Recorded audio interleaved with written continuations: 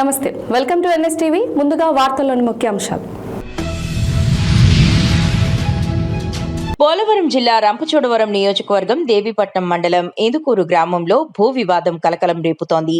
గ్రామానికి చెందిన కోసు రాధ అనే పేద మహిళ తన భూమిని కాజేసేందుకు వైసీపీ మాజీ సర్పంచ్ కోసు లక్ష్మణ్ కుట్ర చేస్తున్నారని ఆరోపించారు. బాధితురాలి కథనం ప్రకారం తన భూమి వెబ్లాండ్లో ఆన్లైన్ చేయిస్తానని మాజీ సర్పంచ్ నమ్మబలికారు. ఈ ప్రక్రియ కోసం ఎంఆర్ఓకు 2 లక్షల రూపాయలు ఇచ్చానని చెప్పి ఆమెను విశ్వసింపజేశారు.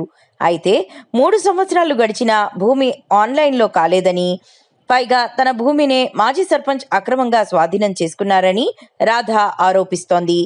తన భూమిని తిరిగి ఇవ్వాలని పలుమార్లు కోరగా తాను ఖర్చు చేసినట్లు చెప్పినా 2 లక్షలు తిరిగి చెల్లిస్తేనే భూమి అప్పగిస్తానని లక్ష్మణ స్పష్టం చేసినట్లు బాధితురాళ్లు చెబుతోంది. రాజకీయ పలుకుబడిని అడ్డు పెట్టుకుని తన భూమిని లాక్కోవడమే కాకుండా తీవ్రంగా బెదిరింపులకు కూడా పాల్పడుతున్నారని ఆమె ఆవేదన వ్యక్తం చేసింది. గత 3 సంవత్సరాలుగా న్యాయం కోసం అధికారుల చుట్టూ తిరుగుతున్నానని, తన భూమిని తిరిగి తనకు దక్కేలా చర్యలు తీసుకోవాలని బాధితురాలు వేడుకుంటోంది. ఈ వ్యవహారంపై ఉన్నతాధికారులు, రెవెన్యూ శాఖ అధికారులు తక్షణమే స్పందించి సమగ్ర విచారణ జరిపి ఆరోపణలు నిజమైతే సంబంధిత వ్యక్తులపై కఠిన చర్యలు తీసుకోవాలని ఆమె డిమాండ్ చేస్తున్నారు. ఈ ఘటనలో వాస్తవాలు ఏమిటి, బాధితురాలి ఆరోపణల్లో నిజమెంత, మాజీ సర్పంచ్ వాదన ఏమిటి అనే అంశాలపై అధికారుల విచారణ అనంతరం పూర్తి స్పష్టత రానుంది. ఆటకారు వాళ్ళకి నమస్కారం అండి. మాది ఇందుకూరు అండి, దేవపట్నం మండలం అండి. మాకు భూమి సాధారణం చేసుకుంటూ సర్వీరు వచ్చారండి. వస్తే మాకు 2 లక్షలు అడిగాడండి సర్పంచ్. అడిగితే నాకు అక్కడ ఎక్కడ ఉన్నాయంటే నేను ఎక్కడి నుంచి అన్నా తెచ్చిస్తాను అన్నారండి. అనేసి మరి ఎక్కడ తెచ్చిచ్చారో తెలియదండి. మాతో సంతకాలు పెట్టించుకున్నారండి. సంతకాలు పెట్టించుకొని ఆ భూమి సాధారణం చేసుకుంటున్నారండి. ఇప్పటికి 4 సంవత్సరాలు అవుతుందండి. 4 సంవత్సరాల నుంచి మాకేమీ చెప్పలేదండి, సమాధానం చెప్పలేదండి. రేపు వెళ్ళి అడుగుదామనే చెప్తున్నాడండి. అంటే అతను కూడా రేపు మా పని చెప్తున్నాడండి. ఆ డబ్బులు ఇచ్చినట్టు మాకు తెలియదండి, మాకు వాళ్ళకి తీసుకెళ్ళలేదండి. ఎంఆర్ఆ గారికి ఇస్తామని తీసుకున్నారండి. నేను ఎంఆర్ఆ గారికి కడతాను, నేను ఎక్కడొక్కడ అప్పు చేసి అనేసి అన్నాడండి. మరి ఎక్కడ అప్పు చేసాడో ఏం చేసాడో తెలియదండి. మాకు కూడా తీసుకెళ్ళి ఎంఆర్ఆ దగ్గర మాకు చూపించి కట్టలేదండి. 2000 అండి. అసలండి 2 లక్షలు తీసుకున్నారండి. తీసుకొని మాకు చెప్పగంట మరి కట్టాడో ఏమవ్వాడో తెలియదండి. మరి ఇప్పుడు తోట 4 సంవత్సరాల నుంచి సాధనం చేసుకుంటున్నారు. మాకు తింటాకి తిండి లేదండి, మూడు బెల్లం కట్టబడతాకి ఓపిక లేదండి. ఎలాగున్నామంటే అలాగే ఉన్నామండి. ముగుడు బెల్లలు వస్తామండి. నాకు ఎంఆర్ఆ దగ్గర తీసుకెళ్ళారండి. తీసుకెళ్ళి నువ్వు బయట నుంచమ్మా నేను కేకేస్తాను మళ్ళీ అన్నారండి. ప్రెసిడెంట్ అండి, ఇందుకూరి నా సర్పంచి లచ్చనండి. తీసుకెళ్ళి మరి ఏం మాట్లాడుకున్నారో తెలియదండి. నాకు మళ్ళీ కేకేసారండి. కేకేసాక అతను ఎదురుగుంటా ఏండి నీకు డబ్బు కట్టాను కదండి, ఈవిడికి పట్టా చెయ్యంటే చేస్తానులే అమ్మ అనేసి ఎంఆర్ఆ గారు అన్నారండి. ఫకీరాబాద్ లో రాత్రి కురిసిన వర్షానికి ఫకీరాబాద్ ప్రధాన రహదారిపై భారీగా నీరు నిల్వ ఉండడంతో రోడ్లు జలమయమయ్యాయి. ఇప్పటికే గుంతలతో దెబ్బతిన్న రహదారిపై వర్షపు నీరు చేరి గుంతలు కనిపించకుండా పోవడంతో వాహనదారులు తీవ్ర ఇబ్బందులు ఎదుర్కొంటున్నారు. ప్రధాన రహదారిపై నీరు నిల్వ ఉండడంతో ద్విచక్ర వాహనదారులు, కార్ల డ్రైవర్లు ప్రమాద భయంతో ప్రయాణం సాగిస్తున్నారు. ముఖ్యంగా రాత్రి వేళల్లో గుంతలు కనిపించక ప్రమాదాలు జరిగే అవకాశం ఉందని స్థానికులు ఆందోళన వ్యక్తం చేస్తున్నారు.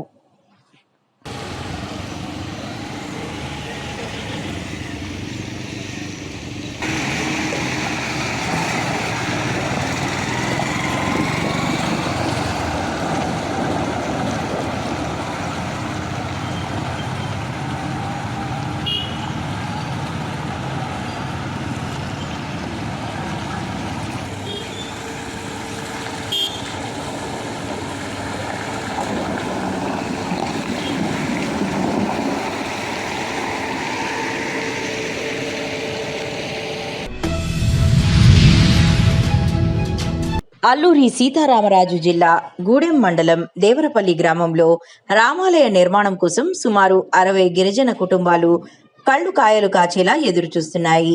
ఆలయ నిర్మాణం కొరకు దాతలు 5 సెంట్ల స్థలాన్ని కేటాయించినప్పటికీ రెక్కాడితే గాని దొక్కాడని ఆర్థిక పరిస్థితుల వల్ల స్థానిక గిరిజనులు గుడిసె నిర్మించుకోలేకపోతున్నారు.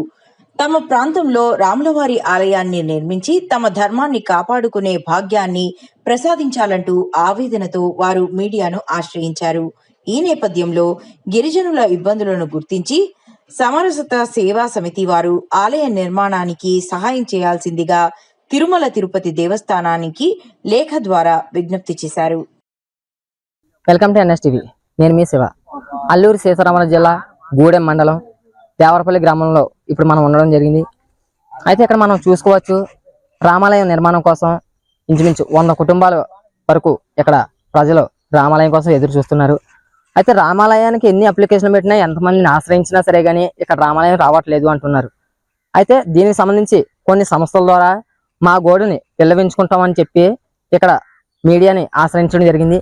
అయితే ఇక్కడ అసలు పరిస్థితి ఏంటి, ఇక్కడ రామాలయం నిర్మాణం. నమస్తే సార్. నమస్తే. మీ పేరేంటి? మా పేరు గడతూరు బాలేపడాలని. ఓకే. అలాగే ఇక్కడ అసలు సమస్య ఏంటి, ఇక్కడ మీరు ఎందుకు మమ్మల్ని ఆశ్రయించారు? అంటే మాకు ఇక్కడ పూర్వం నుండి కూడా రామాలయం లేదు. ఒకటి మాది గిరిజనులము మేము. రోజుకు భగవంతుని గురించి మరి మన హిందూ ధర్మంగా కొన్ని పూజలు చేస్తున్నాం, కానీ ఎటువంటి గుడి కానీ గోపురం కానీ ఇక్కడ లేవు. కాకపోతే ప్రభుత్వం వారు మా అందరూ ఆలోచించి మాకు రామాలయం తక్షణమే ఇప్పించగలరని కోరుతున్నాం. అలాగే ఇక్కడ ఇంచుమించు ఎంతమంది, మీ హిందువులు ఎంతమంది ఉండొచ్చు మొత్తం మీద? ఎన్ని కుటుంబాలు ఉండొచ్చు? ఇంచుమించు ఒక 300 మంది ఉంటారు. మా కాలంలోనే 50 మంది ఉన్నారు. 50 కుటుంబాలు ఉన్నాయి. అంటే అలాగే ఇక్కడ మనం చూసుకోవచ్చు, ఎక్స్ ఎంపీటీసీ గారు అయినటువంటి రాజాబాబు గారు కూడా మన దగ్గర ఉన్నారు. అయితే ఆయన మాటలోనే ఇక్కడ అసలు ఇబ్బందులు ఏంటి మొత్తం అన్ని కూడా తెలుసుకుందాం. నమస్తే సార్. అల్లూరి సీతారామరాజు జిల్లా జీకేవేది మండలం దేవరపల్లి పంచాయతీ దేవరపల్లి గ్రామంలో ఇప్పటి వరకు అంటే రామాలయానికి సంబంధించి అంటే ఎటువంటి దేవాలయాలు లేవు రాముడికి సంబంధించి. అయితే ఇక్కడ స్థలం అయితే దాతలు ఇవ్వటం జరిగింది.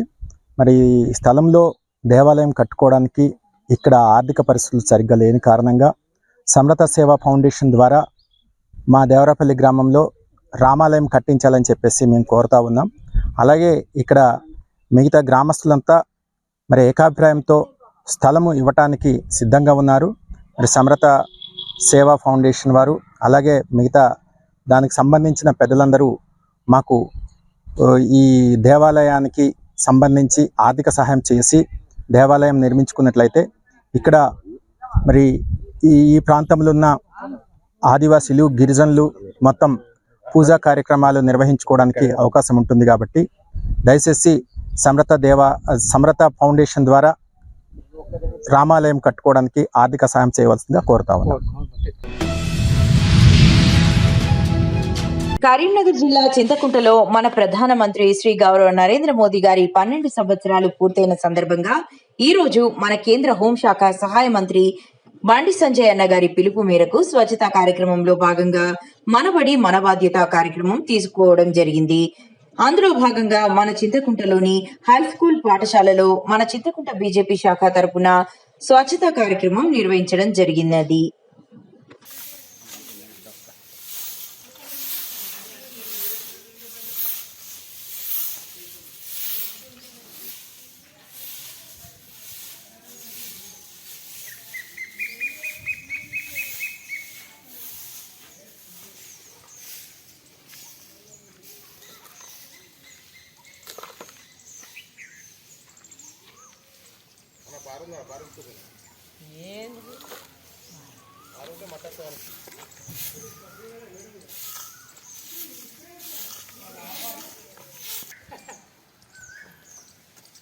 జై శ్రీరామ్. జై శ్రీరామ్.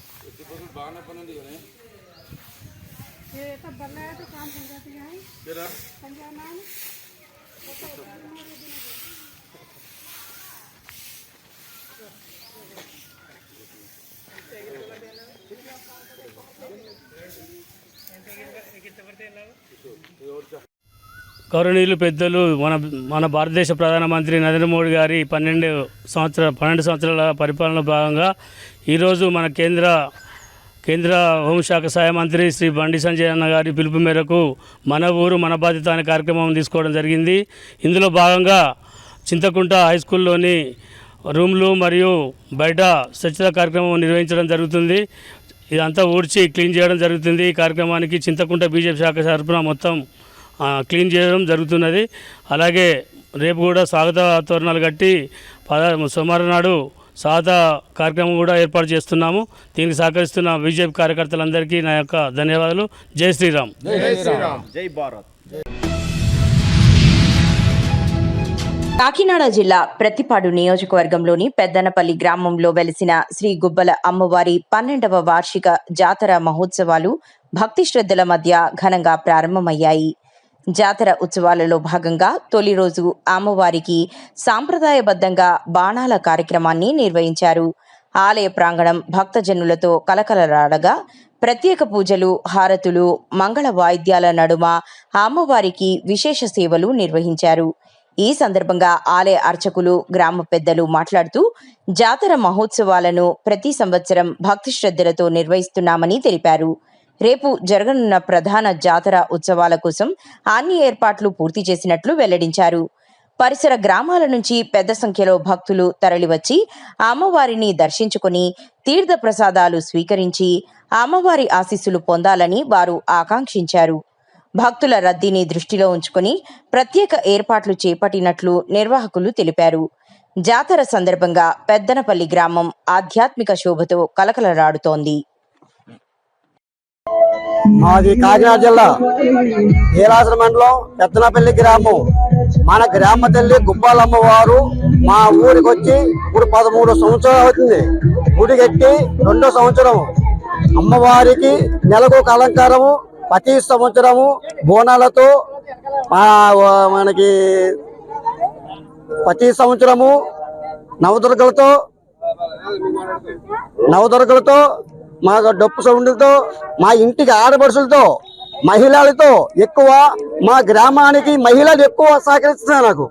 ఎందుకంటే చిన్న పెద్ద సిటగా మొట్టగా అంటే అక్క, చెల్లి, అన్న, తమ్ముడు అందరు కలిసి మా గ్రామ తల్లి గుబ్బాలమ్మ వారికి కలకొయ్యకుంటగా మా గ్రామ తల్లి మాలో ఉండి అమ్మవారు చేయించుకుంటుంది.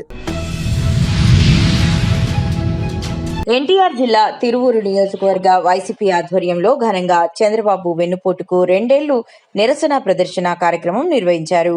వైసీపీ ఇన్ఛార్జ్ స్వామిదాస్ నేతృత్వంలో పట్టణంలోని మదిరా సెంటర్ నుండి బోసుబొమ్మ, పాత బస్టాండ్, మున్సిపల్ ఆఫీస్ మీదుగా తహసీల్దార్ కార్యాలయం వద్దకు 4 మండలాల నుండి తరలివచ్చిన వేలాది మంది పార్టీ శ్రేణులు నిరసన ప్రదర్శన నిర్వహించారు.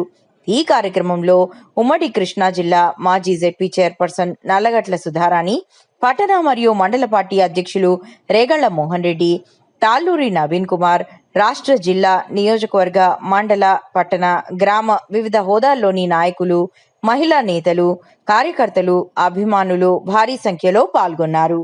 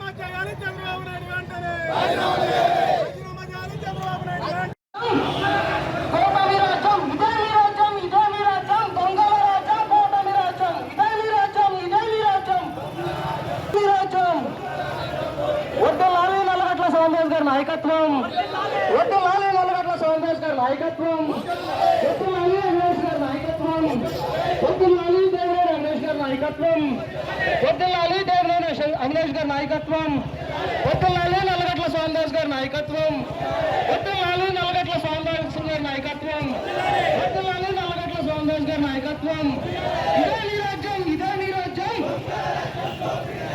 ఇదే నీ రాజ్యం ఇదే నీ రాజ్యం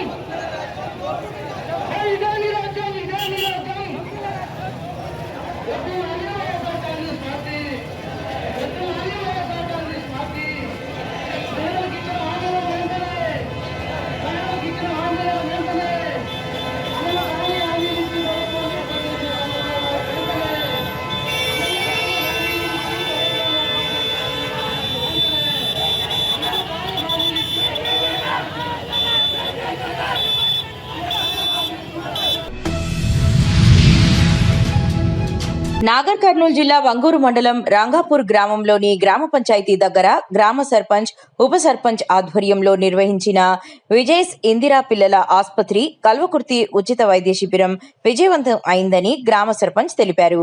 గ్రామ సర్పంచ్ క్యామ్యా మల్లయ్య మాట్లాడుతూ రాంగాపూర్ గ్రామం మరియు పరిసర ప్రాంత గ్రామాల ప్రజలు వారి యొక్క పిల్లల అనారోగ్య సమస్యలు ఏవైనా ఉంటే ఉచిత వైద్య శిబిరంలో చూపించుకోవాల్సిందిగా కోరారు.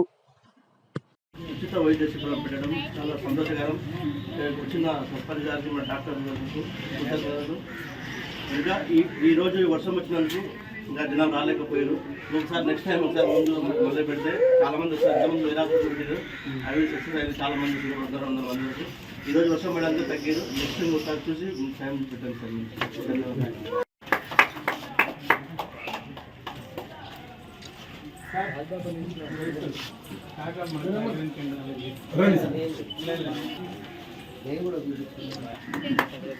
చెప్పండి.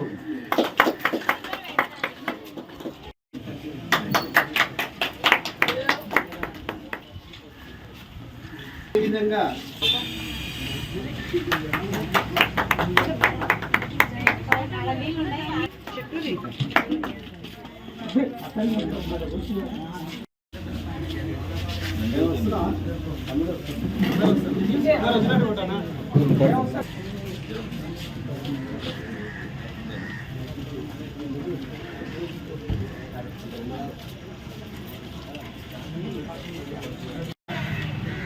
మన ఈ రంగాపూర్ గ్రామానికి ఈరోజు రావడం ముఖ్య ఉద్దేశం ఏంటిది?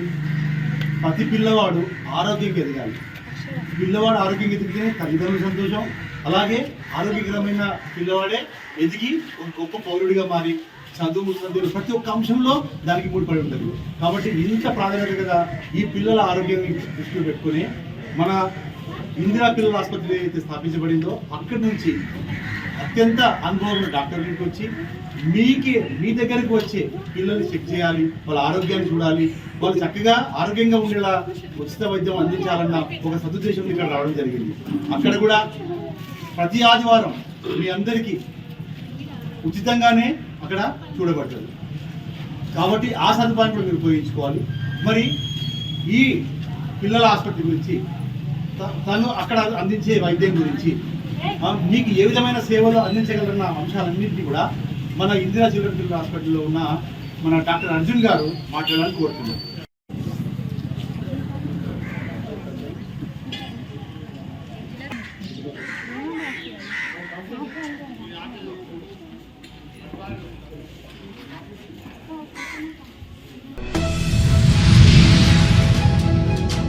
National industrial security academy NISF Hakimpet హైదరాబాద్లో 39వ బ్యాచ్ అసిస్టెంట్ కమాండర్లు 9వ batch sub inspector posting out parade నిర్వహించారు. ముఖ్య అతిథిగా తెలంగాణ రాష్ట్ర గవర్నర్ శివప్రతాప్ శుక్లా హాజరై పరేడ్ ను సమీక్షించారు. 5 మంది మహిళా అధికారులతో సహా 76 మంది అసిస్టెంట్ కమాండర్లు, 124 మంది సబ్ ఇన్స్పెక్టర్లు ఈ పరేడ్ కు EISF director general Praveer Ranjan IPS, అదనపు director general headquarters Vijayaprakash IPS, NISAA director Harpreet Kaur Sohi ఈ కార్యక్రమంలో పాల్గొన్నారు.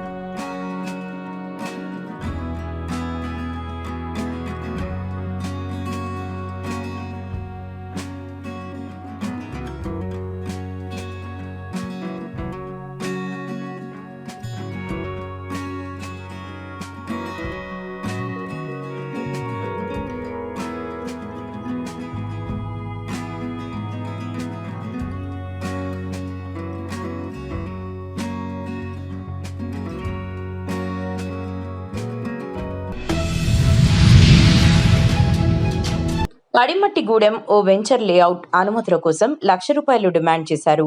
ఏసీబీ బృందం సెట్ చేసుకున్న ప్రకారం ఎంపీడీఓ కుమారుడు రాంప్రసాద్ మధ్య వ్యక్తిగా వ్యవహరిస్తూ తీసుకున్న ₹45,000 తీసుకోనోడు విచారణలో తేలింది.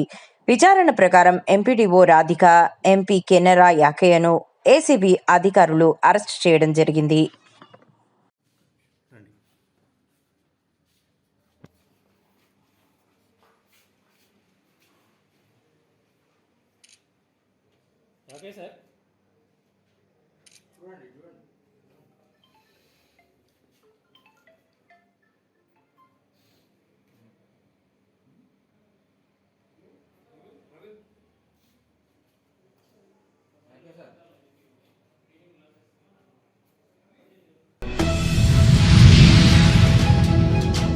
కొత్తగా ప్రారంభమవుతున్న కోటా ఇన్స్టిట్యూషన్లో ఏసీ టెక్నీషియన్ మృతి. మెయిన్ ఆఫ్ చేసి పనిచేస్తుండగా ఎవరో మెయిన్ ఆన్ చేయడంతో కరెంట్ షాక్ తగిలి 4వ ఫ్లోర్ నుండి కింద పడి చనిపోయిన అజయ్ అనే యువకుడు. న్యాయం కోసం బంధువుల ఆందోళన. అసలు కోటా సెకండ్ యూనిట్కు పర్మిషన్ ఉందా? ఇన్స్టిట్యూషన్ సిబ్బంది ఉంది అని ఒకవైపు చెప్తుంటే విద్యాశాఖ అధికారులు వివరాలు తెలుసుకొని చెబుతామంటున్నారు. పూర్తి వివరాలు తెలియాల్సి ఉంది.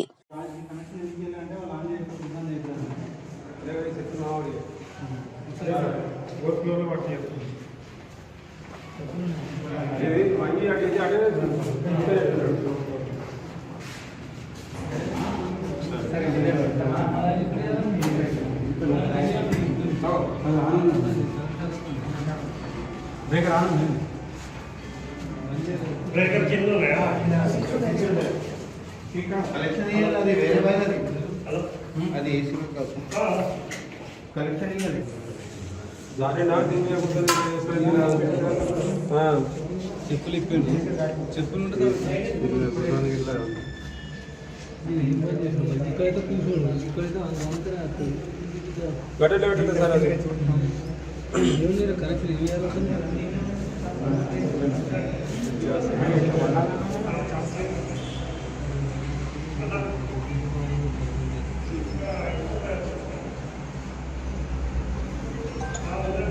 ఇది సేఫ్టీ లేదు సార్, సేఫ్టీ లేదు.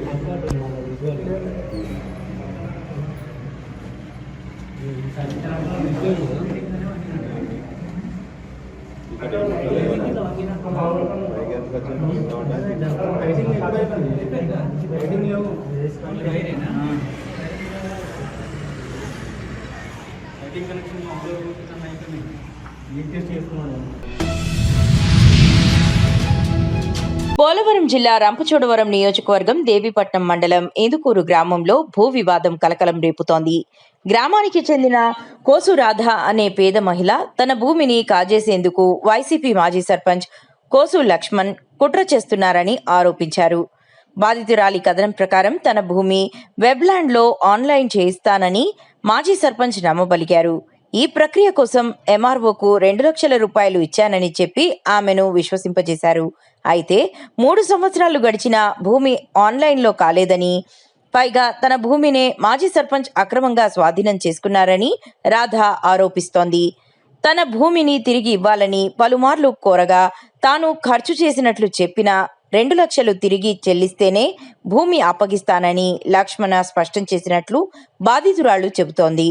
రాజకీయ పలుకుబడిని అడ్డు పెట్టుకుని తన భూమిని లాక్కోవడమే కాకుండా తీవ్రంగా బెదిరింపులకు కూడా పాల్పడుతున్నారని ఆమె ఆవేదన వ్యక్తం చేసింది. గత 3 సంవత్సరాలుగా న్యాయం కోసం అధికారుల చుట్టూ తిరుగుతున్నానని, తన భూమిని తిరిగి తనకు దక్కేలా చర్యలు తీసుకోవాలని బాధితురాలు వేడుకుంటోంది. ఈ వ్యవహారంపై ఉన్నతాధికారులు, రెవెన్యూ శాఖ అధికారులు తక్షణమే స్పందించి సమగ్ర విచారణ జరిపి ఆరోపణలు నిజమైతే సంబంధిత వ్యక్తులపై కఠిన చర్యలు తీసుకోవాలని ఆమె డిమాండ్ చేస్తున్నారు.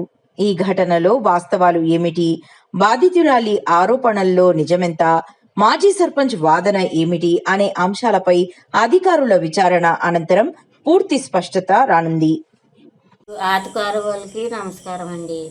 మాది ఇండుకూరండి, దేవపట్నం మండలం అండి. మాకు భూమి సాధారణం చేసుకుంటూ సర్వీరు వచ్చారండి. వస్తే మాకు 2 లక్షలు అడిగాడండి సర్పంచ్. అడిగితే నాకు అక్కడ ఎక్కడ ఉన్నాయంటే నేను ఎక్కడి నుంచి అన్నా తెచ్చిస్తానన్నారండి. అనేసి మరి ఎక్కడ తెచ్చిచ్చారో తెలియదండి. మాతో సంతకాలు పెట్టించుకున్నారండి. సంతకాలు పెట్టించుకొని ఆ భూమి సాధారణం చేసుకుంటున్నారండి. ఇప్పటికి 4 సంవత్సరాలు అవుతుందండి. 4 సంవత్సరాల నుంచి మాకేమీ చెప్పలేదండి, సమాధానం చెప్పలేదండి. రేపు వెళ్ళి అడుగుదామనే చెప్తున్నాడండి. అంటే అతను కూడా రేపు మా పని చెప్తున్నాడండి. ఆ డబ్బులు ఇచ్చినట్టు మాకు తెలియదండి, మాకు వాళ్ళకి తీసుకెళ్ళలేదండి. ఎంఆర్ఆ గారికి ఇస్తామని తీసుకున్నారండి. నేను ఎంఆర్ఆ గారికి కడతాను, నేను ఎక్కడొక్కడ అప్పు చేసి అనేసి అన్నాడండి. మరి ఎక్కడ అప్పు చేసాడో ఏం చేసాడో తెలియదండి. మాకు కూడా తీసుకెళ్ళి ఎంఆర్ఆ దగ్గర మాకు చూపించి కట్టలేదండి. 2000 అండి. అసలండి 2 లక్షలు తీసుకున్నారండి.